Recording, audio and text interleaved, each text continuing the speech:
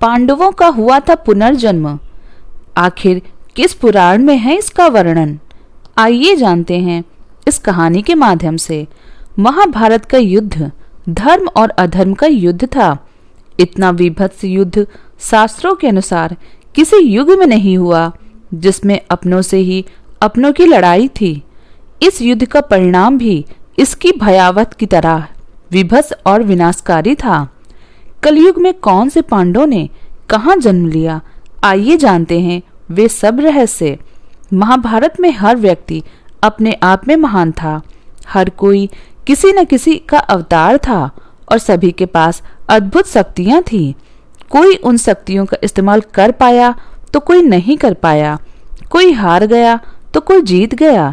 कहते हैं कि सभी योद्धा एक रात के लिए जीवित हो गए थे, और यह भी कहते हैं कि सभी योद्धा कलिकाल में किसी न किसी नाम से फिर से जन्मे थे। आइए जानते हैं उनके अवतारी, जीवित और कलिकाल में पुनर्जन्म की रोचक कहानी। अवतारी भगवान श्री कृष्ण विष्णु के अवतार थे, तो बलराम शेषनाग के अंश थे। 8 वसुओं में से एक द्यू नामक वसु ने ही भीष्म के रूप में जन्म लिया था। देवगुरु बृहस्पति ने ही द्रोणाचार्य के रूप में जन्म लिया था। अश्वत्थामा रुद्र के अंशावतार थे। दुर्योधन कलयुग का तथा उसके 100 भाई पुलत्स्य वंश के राक्षस के अंश थे। सूर्यदेव के पुत्र कर्ण, इंद्र के पुत्र अर्जुन, पवन के पुत्र भीम, धर्मराज के पुत्र युधिष्ठिर और 2 अश्विन कुमारों नासत्य और दस्त्र के पुत्र नकुल और सहदेव थे। रुद्र के एक गढ़ के कृपाचार्य के रूप में जन्म लिया। द्वापर युग के अंश की शकुनी अरिष्ठा के पुत्र हंस नामक गंधर्व ने धृतराष्ट्र तथा पांडु के रूप में जन्म लिया। सूर्य के अंश धर्म ही विदुर के नाम से प्रसिद्ध हुए। कुंती और माद्री के रूप में सिद्धि और धृतिका का जन्म हुआ। मति का जन्म राजा सुबल की पुत्री गांधारी के रूप में हुआ था। राजा भीष्मक की पुत्री रुक्मणी के रूप में लक्ष्मी जी व द्रौपदी के रूप में इंद्राणी उत्पन्न हुई थी। अभिमन्यु चंद्रमा के पुत्र वर्चा का अंश था। मरुदगढ़ के अंश से सात्विक द्रुपद, कृतवर्मा व विराट का जन्म हुआ था। अग्नि के अंश से धृष्टधुम्न व राक्षस के अंश से शिखंडी का जन्म हुआ। विश्वदेवगढ़ द्रौपदी के 5 पुत्र प्रतिविंध्य, सुतसोम, श्रुतकीर्ति, शतानीक और श्रुतसेव के रूप में पैदा हुए थे। दानव राज विप्रचित जरासंध व हिरण्यकश्यप शिशुपाल का वंश था। कालीमैत्य दैत्य ने ही कंस का रूप धारण किया था। इंद्र की आज्ञानुसार अप्सराओं के अंश से 16,000 स्त्रियां उत्पन्न हुई थी। एक रात के लिए जीवित हो गए थे मृत योद्धा। यह उस समय की बात है जब धृतराष्ट्र, कुंती, विदुर, गांधारी और संजय वन में रहते थे। एक दिन वन में उनसे मिलने युधिष्ठिर के बाद धृतराष्ट्र के आश्रम में महर्षि वेदव्यास आए। महर्षि वेदव्यास ने धृतराष्ट्र, गांधारी और कुंती से कहा कि आज मैं तुम्हें अपनी तपस्या का प्रभाव दिखाऊंगा। तुम्हारी जो इच्छा हो वह मांग लो। तब धृतराष्ट्र व गांधारी ने युद्ध में मृत अपने पुत्रों तथा कुंती ने कर्ण को देखने की इच्छा प्रकट की। द्रौपदी आदि ने कहा कि वे भी अपने परिजनों को देखना चाहते हैं। महर्षि वेदव्यास ने कहा कि ऐसा ही होगा। ऐसा कहकर महर्षि वेदव्यास सभी को गंगा तट पर ले गए। रात होने पर महर्षि वेदव्यास ने गंगा नदी में प्रवेश किया और पांडव व कौरव पक्ष के सभी मृत योद्धाओं का आवाहन किया।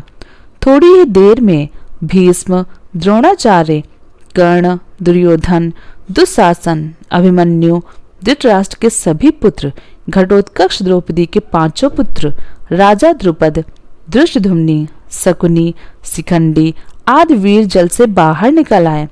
उन सभी के मन में किसी भी प्रकार का अहंकार व क्रोध नहीं था। महर्षि वेदव्यास ने धृतराष्ट्र व गांधारी को दिव्य नेत्र प्रदान किए। अपने मृत परिजनों को देख सभी के मन में हर्ष छा गया। सारी रात अपने मृत परिजनों के साथ बिताकर सभी के मन में संतोष हुआ। अपने मृत पुत्र, भाई, पतियों और अन्य संबंधियों से मिलकर सभी का संताप दूर हो गया। इस प्रकार वह अद्भुत रात का समय हो गया। भविष्य पुराण में वर्णित एक कथा। शिव जी से युद्ध करने के कारण पांडवों को कलयुग में पुनः जन्म लेना पड़ा था। कहते हैं कि जब आधी रात के समय अश्वत्थामा, कृतवर्मा और कृपाचार्य ये तीनों पांडवों के शिविर के पास गए और उन्होंने मन ही मन भगवान शिव की आराधना कर उन्हें प्रसन्न कर लिया। इस पर भगवान शिव ने उन्हें पांडवों के शिविर में प्रवेश करने की आज्ञा दे दी, जिसके बाद अश्वत्थामा ने पांडवों के शिविर में घुसकर शिव जी से प्राप्त तलवार से पांडवों के सभी पुत्रों का वध कर दिया और वहां से चले गए। जब पांडवों को इसके बारे में पता चला तो वे भगवान शिव से युद्ध करने के लिए पहुंच गए। जैसे ही पांडव शिव जी से युद्ध करने के लिए उनके सामने पहुंचे, उनके सभी अस्त्र शस्त्र शिव जी में समा गए और शिव जी बोले, तुम सभी श्री कृष्ण के उपासक हो, इसलिए इस जन्म में तुम्हें इस अपराध का फल नहीं मिलेगा, लेकिन इसका फल तुम्हें कलयुग में फिर से जन्म लेकर भोगना पड़ेगा। भगवान शिव की यह बात सुनकर सभी पांडव दुखी हो गए और इसके विषय में बात करने के लिए श्री कृष्ण के पास पहुंच गए। तब श्री कृष्ण ने उन्हें बुलाया कि कौन सा पांडव कलयुग में कहाँ और किसके घर जन्म लेगा। कलयुग में किसका जन्म कहाँ हुआ, आइए जानते हैं। युधिष्ठिर का जन्म वत्सराज नाम के राजा के पुत्र के रूप में हुआ। उनका नाम मलखान था।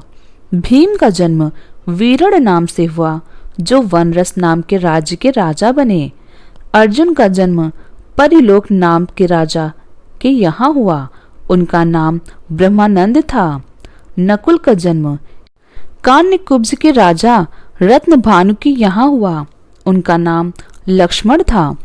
सहदेव ने भीम सिंह नामक राजा के घर में देवी सिंह के नाम से जन्म लिया। दानवीर कर्ण ने तारक नाम के राजा के रूप में जन्म लिया। कहते हैं कि धृतराष्ट्र का जन्म अजमेर में पृथ्वीराज के रूप में हुआ और द्रौपदी ने उनकी पुत्री के रूप में जन्म लिया था, जिसका नाम वेला था। हिंदू धर्म ग्रंथ में अनेक पुराणों का वर्णन मिलता है। इन पुराणों में भगवान से जुड़ी कई घटनाओं का वर्णन है। इसी प्रकार भविष्य पुराण में द्रोण पुत्र अश्वत्थामा पांडव पुत्रों के वध का तथा तत्पश्चात पांडवों द्वारा शिव जी से युद्ध का विस्तार से वर्णन किया गया है। भविष्य पुराण में यह भी बताया गया है कि शिव जी से युद्ध करने के कारण ही पांडवों को कलयुग में पुनः जन्म लेना पड़ा था। कहा जाता है कि अश्वत्थामा आज भी जीवित है और वो भारत काल से आज तक भटक रहे हैं। लेकिन यह भी सत्य है कि पांडवों का भी पुनर्जन्म हुआ है। इन सभी सवालों का जवाब भविष्य पुराण में मिलता है। दोस्तों, आपको यह जानकारी कैसी लगी कमेंट बॉक्स में जरूर बताएं और हमारी वीडियो को लाइक करें और हमारे चैनल को सब्सक्राइब करें। धन्यवाद। जय श्री कृष्ण।